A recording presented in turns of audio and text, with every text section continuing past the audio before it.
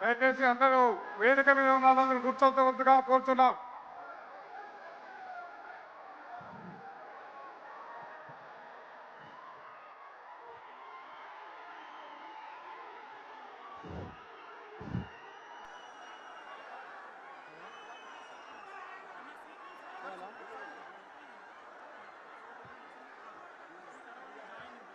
అందరికీ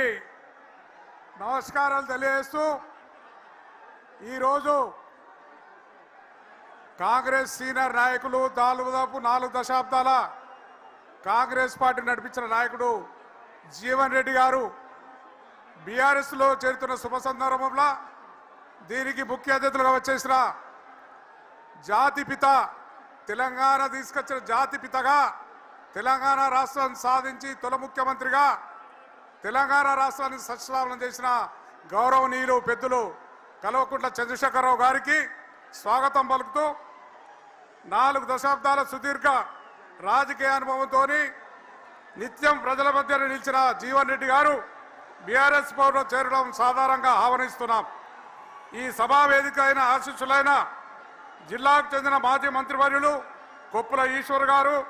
జగిత్యాల వాసి ప్రస్తుత ఎమ్మెల్సీ ఎల్ రమణ గారు,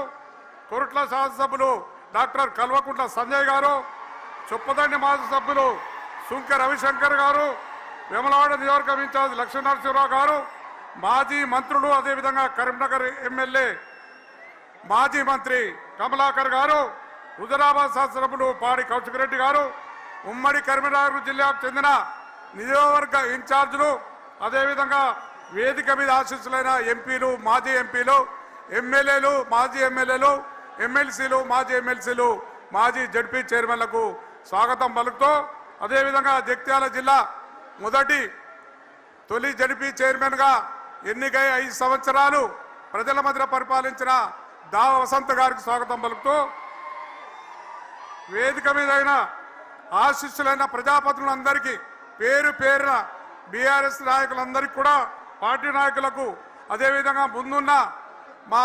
తెలంగాణ బిడ్డలకు అందరికీ కార్యకర్తలకు అందరికీ ప్రతి ఒక్కరికి ఇవాళ కేసీఆర్ గారు వస్తున్నారని చెప్పి ఇంత ఎండ ఉన్నా ఎర్ర ఎండ ఉన్నా 45 డిగ్రీల ఎండ ఉన్నా